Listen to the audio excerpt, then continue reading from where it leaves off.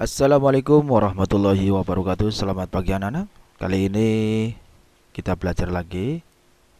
Tetap semangat walau belajar dari rumah ya. Kali ini Pak Guru akan memberikan sebuah materi Penjaskes kelas 6. Sebelum kita membahas mata pelajaran yang Pak Guru akan berikan pada pagi hari ini, alangkah baiknya kita berdoa bersama-sama. Semoga Allah selalu melindungi kita semua dari bahaya COVID-19, dan ilmu yang kita dapat pada pagi hari ini bermanfaat bagi kita semua. Amin ya robbal alamin. Bismillahirrahmanirrahim. Raditu billahi robba wa bil islami dina wa bi muhammadin nabiyya wa rasula. Rabbi zidna ilma warzuqna fahma. Amin ya robbal alamin. Baiklah anak-anakku, tetap semangat ya walau belajar dari rumah. Kali ini Pak Guru akan memberikan materi tentang PJOK dengan materi lompat jauh.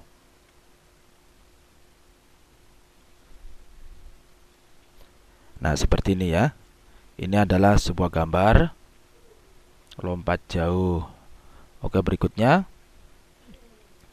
Lompat jauh. Lompat jauh adalah suatu bentuk gerakan melompat dengan mengangkat kedua kaki ke depan atas dalam upaya membawa titik berat badan selama mungkin melayang di udara, yang dilakukan dengan cepat melalui tolakan satu kaki untuk mencapai jarak sejauh-jauhnya.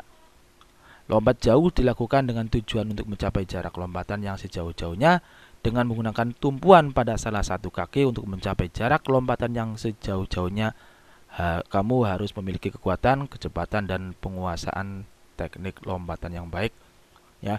Jadi untuk lompat jauh itu bukan semata-mata kita cuma hanya bisa melompat, tetapi kita harus memiliki kekuatan, kecepatan, dan penguasaan titik lompatan yang baik ya. Contohnya kalau kita bak pasirnya itu hanya 5 meter ya, jangan sampai kita melebihi ya. Itu sebenarnya itu bagus, tapi kita harus bisa melihat kondisi ya. Kemudian untuk berikutnya adalah gaya lompat yang sering digunakan dalam perlombaan. Ada 3, yaitu gaya jongkok, gaya menggantung, dan gaya berjalan di udara. Nah, kalau Pak Guru ini adalah gaya jongkok. Kenapa? Ya ketika mendarat menggunakan 2 kaki dan posisinya berjongkok seperti ini. Oke, berikutnya teknik lompat jauh. Untuk memperoleh suatu hasil yang optimal dalam sebuah lompatan jauh, selain pelompat tersebut harus memiliki kekuatan daya ledak, kecepatan, ketepatan, kelentukan, dan koordinasi gerakan ya. Harus bersama-sama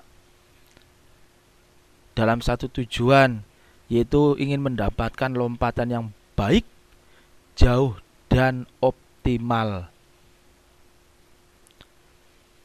Dan kamu harus juga memahami dan menguasai teknik gerakan lompat jauh.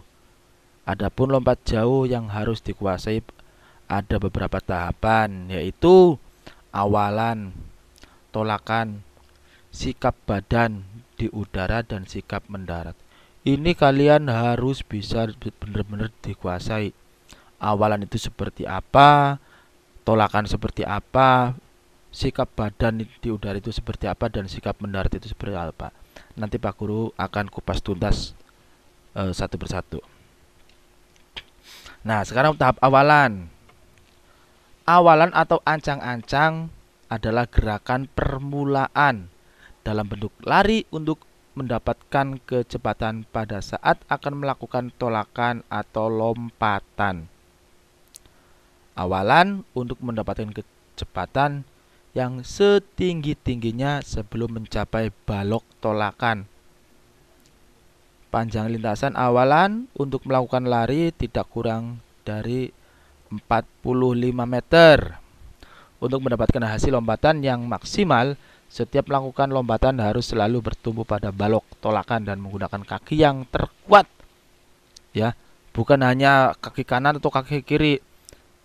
Kaki mana yang kamu anggap paling kuat untuk menolakkan badan kamu itu kaki yang mana? Kaki kiri boleh, kaki kanan juga boleh. Ya. Cara melakukan awalan adalah sebagai berikut. Lari awalan tergantung dari masing-masing kemampuan pelari. Ya, kalau larinya agak tidak cepat ya berarti nanti hasilnya pun tidak maksimal. Yang berikutnya, kecepatan berlari ditambah sedikit demi sedikit sebelum sampai pada balok tolakan. Kecepatan lari dipertahankan tetap maksimal sampai balok tolakan. Jadi, yang namanya awalan ketika lari tidak harus cepat, tapi bertahap, tahap demi tahap. Pertama pelan dulu, naik, dan naik. Seperti itu ya. Harus ketika sampai batas maksimal kecepatan kalian itu yang harus dipertahankan. Ya.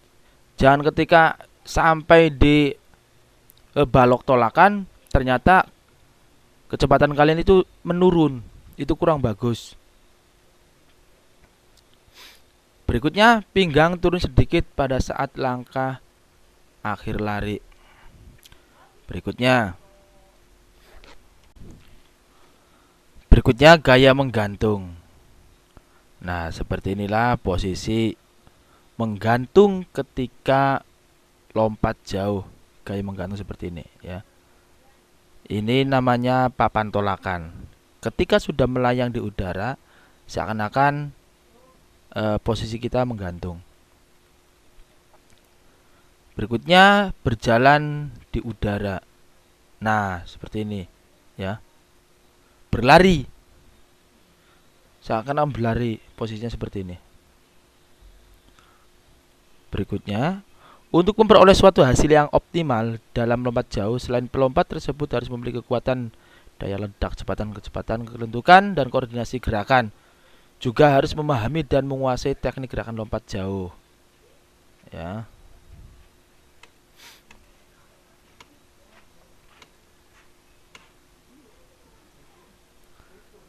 Tahap tolakan atau tumpuan sekarang.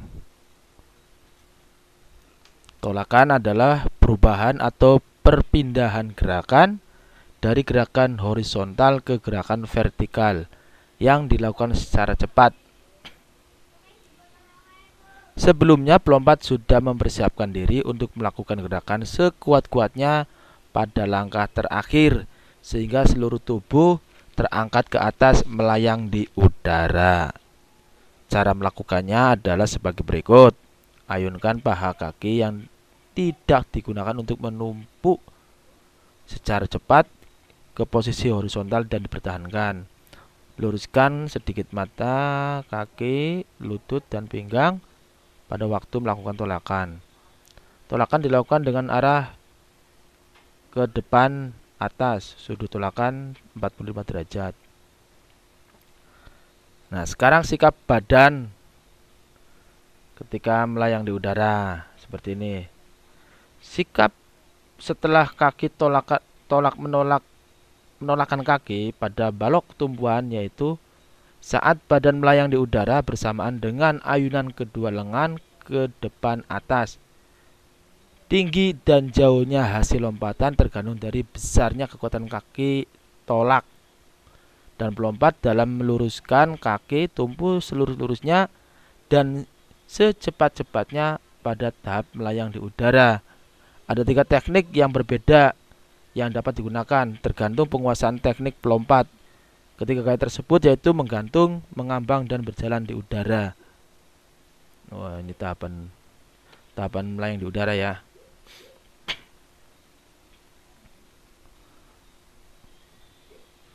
Berikutnya lengan.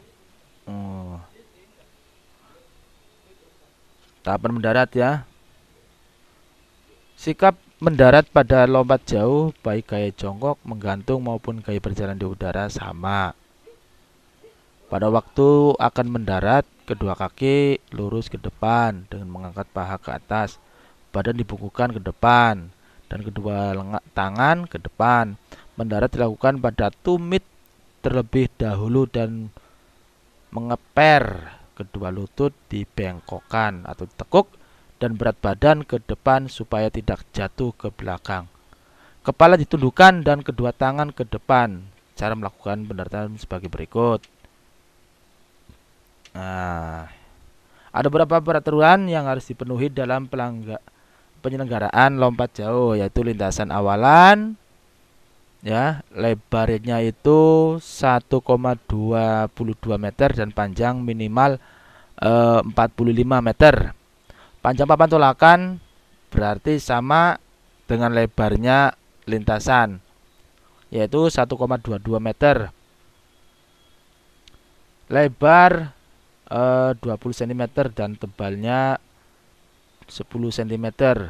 Pada sisi dekat dengan tempat menolak harus diletakkan papan plastisin untuk mengetahui apabila kaki penolak melakukan kesalahan. Papan tolakan harus berwarna putih dan datar dengan tanah. Minimal harus ditanam sejumlah 1 meter dari tepi dengan bak pasir pendaratan. Nanti kita bahas ya, nanti di akhir ada sebuah gambar. Lebar tempat pendaratan minimal 2,75 meter.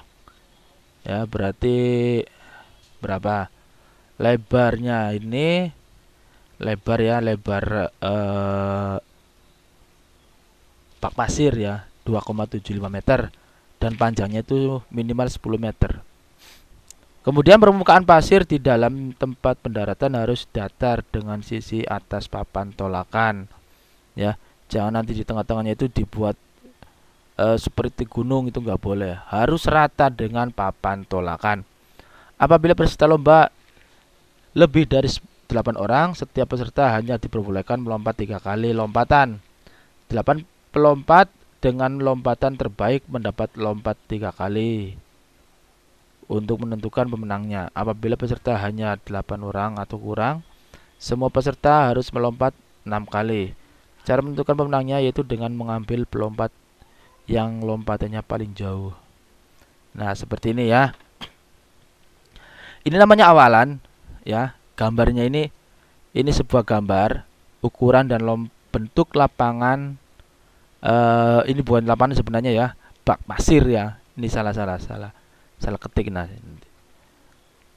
ini panjang lintasan dari awalan dari sini ke sini itu 45 meter itu minimal ya. Kemudian lebarnya 1,22 meter dari sini ke sini ya. Nah, ini panjang 10 meter. Ini lebarnya 2,75 meter. Ini namanya papan tolakan. Papan tolakan ini awalan. Awalan pertama agak lambat, terus naikkan lagi cepat. Ini paling cepat di sini nanti. Ya. Kalian harus bisa mengetahui medannya dan harus ukurannya tuh harus tahu di mana tempatnya ketika kita berlari ya. Kita harus bisa tahu. Oke. Terima kasih. Demikian yang Pak Guru bisa sampaikan. Mudah-mudahan bermanfaat. Tetap semangat. Mohon maaf apabila ada kata-kata kurang pas, ada kesalahan, mohon dimaafkan. Billahi taufiq wal hidayah. Assalamualaikum warahmatullahi wabarakatuh.